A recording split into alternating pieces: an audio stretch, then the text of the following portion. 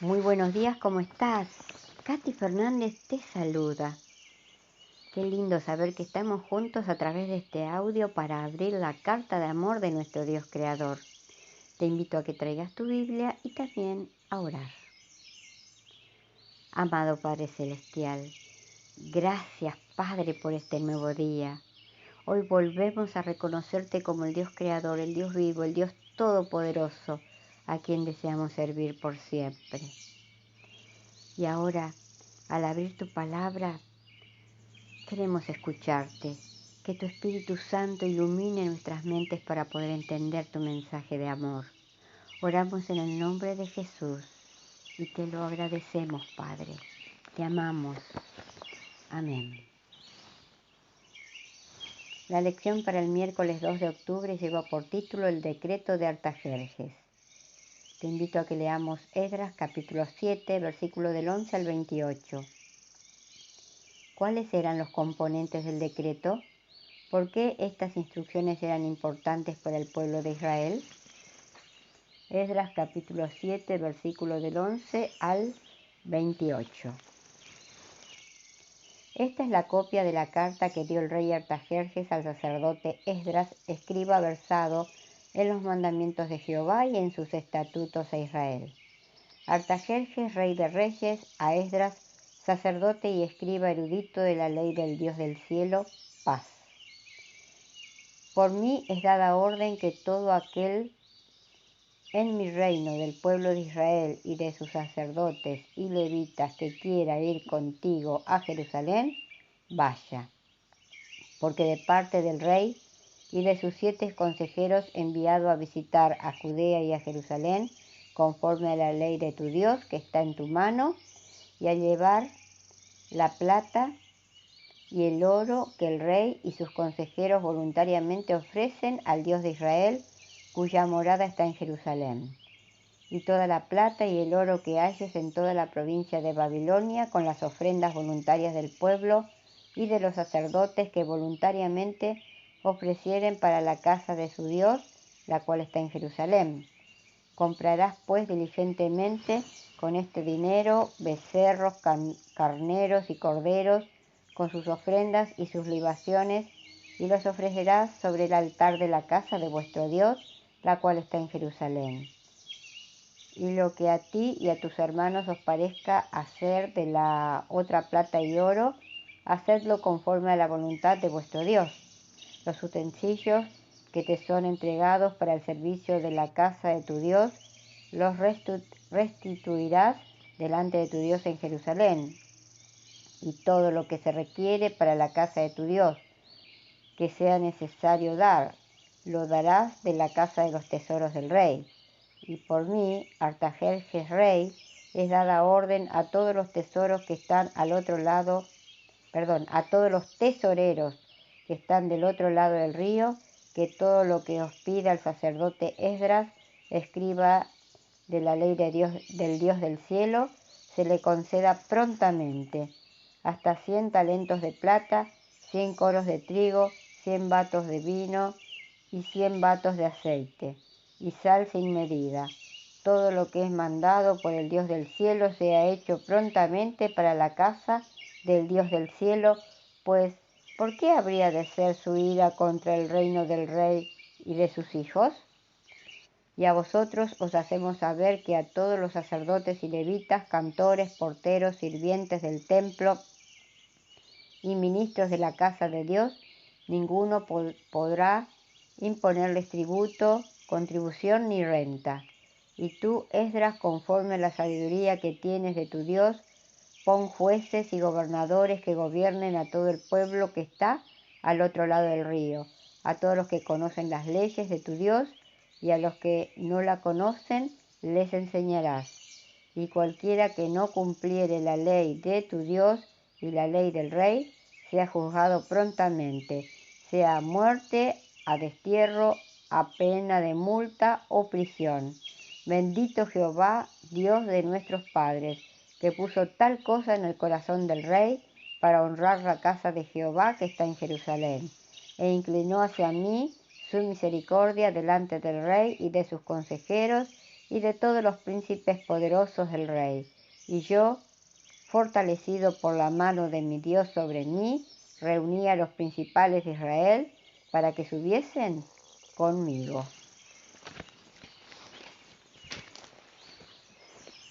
El decreto de Artajerjes se asemeja al primer decreto de Ciro.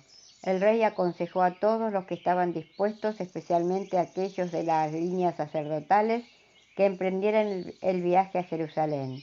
Aunque, según los documentos históricos de Murayú, la mayoría de los judíos finalmente se quedó en Persia, como lo demuestra la historia de Esther, hubo quienes esperaron la oportunidad de comenzar una nueva vida en la tierra de sus antepasados.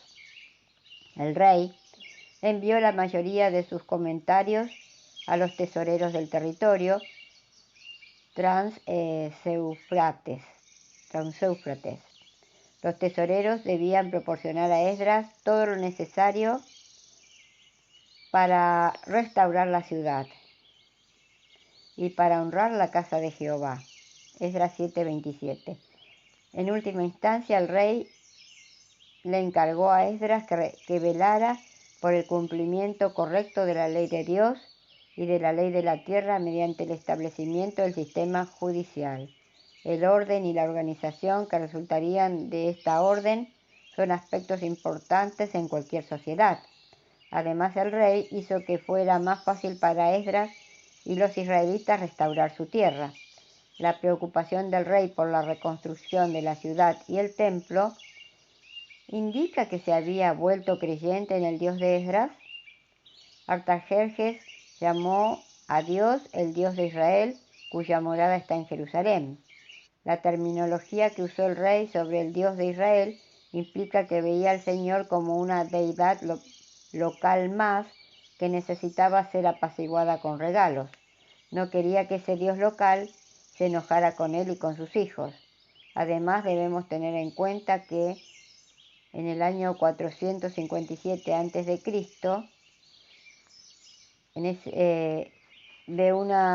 hubo una revuelta egipcia contra el gobierno persa, por lo cual es probable que las medidas dispuestas por el rey estuviesen orientadas a ganarse la lealtad de la provincia de Judá.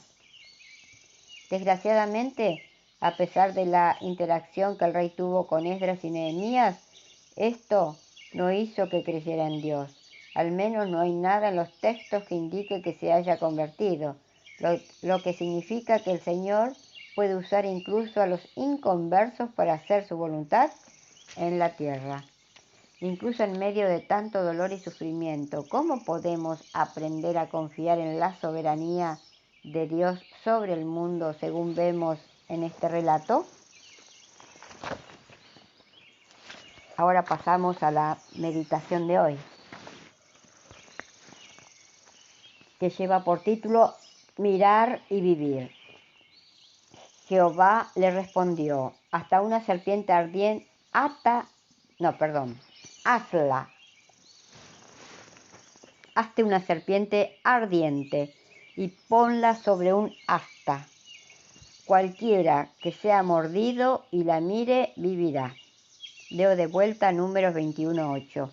Y Jehová le respondió: hazte una serpiente ardiente y ponla sobre un asta. Cualquiera que sea mordido y la mire, vivirá. Números 21:8. La rebeldía del pueblo había traído una vez más consecuencias fatales para el pueblo de Israel. Serpientes ardientes y venenosas estaban causando la muerte de mucha gente. Entonces el pueblo buscó a Moisés diciendo: hemos pecado por haber hablado contra Jehová y contra ti. Ruega a Jehová que aleje de nosotros estas serpientes. Versículo 7. Sencillo, ¿verdad? Pecamos, pedimos perdón y listo. Está todo resuelto. Pero el perdón divino es mucho más profundo, mucho más amplio, y sus soluciones son más serias y concretas. El Señor le mandó a Moisés a hacer una serpiente de bronce, levantarla sobre una estaca larga y después dijo: cualquiera que sea mordido y la mire, vivirá. La solución no era tan sencilla como parecía. Pecó, pidió perdón y está todo resuelto. No. Si sí existió el pecado. Tenía que existir entonces la muerte, porque el pago del pecado es la muerte, dice en Romanos 3:23. ¿Que el hombre no quería morir a pesar de haber pecado? Muy bien, Dios ama al ser humano y no quiere que muera. Pero, ¿qué hacer con el pecado del hombre? Era necesario que alguien pagase, que alguien muriera, que alguien derramase su sangre para remisión del pecado. Y como Moisés levantó la serpiente en el desierto, así es necesario que el Hijo del Hombre sea levantado, para que todo aquel que en él cree no se pierda, sino que tenga vida eterna, dijo Jesús a Nicodemo en Juan capítulo 3, versículos 14 y 15. Cierra los ojos y mira en la montaña del Calvario al Dios hombre muriendo para salvarte. Mirad y vivid es la orden. La muerte de Cristo no tiene ningún valor si tú no miras. Perdón. Ve hacia tu Dios vivo, hacia tu Dios creador, hacia tu Dios todopoderoso tal cual estás. Él te ama, nunca dejó de amarte y de esperarte. Si en esta ocasión los hombres hubiesen discutido la orden divina, si hubiesen tratado de entender el porqué de las cosas, si hubiesen querido racionalizar en torno de la solución que Dios presentaba, hubieran estado condenados a morir por causa del veneno cruel de las serpientes del desierto. Pero solo debían creer. Mirar significaba vivir.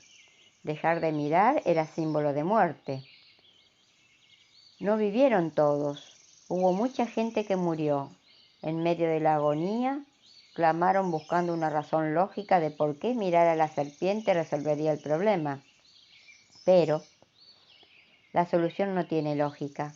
Está más allá de la capacidad de comprensión humana. El único camino es mirar y vivir. Esa es la orden.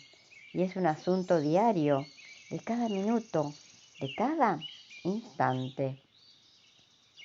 La salvación que nos ofrece Jesús en la cruz, cuando murió, sufrió y murió por tu pecado y mi pecado, debemos tomarla, debemos aceptarla para librarnos de todo el veneno de la miseria humana, para librarnos de la muerte eterna, para poder caminar seguros y felices tomados del poderoso brazo de nuestro Dios Creador hacia la vida eterna. ¿Y tú? ¿Aceptas hoy mirar la cruz y vivir? Y recuerda, si nuestras palabras no ayudan, no confortan, no hacen bien o no alegran, que nuestro Dios Todopoderoso nos libre de pronunciarlas.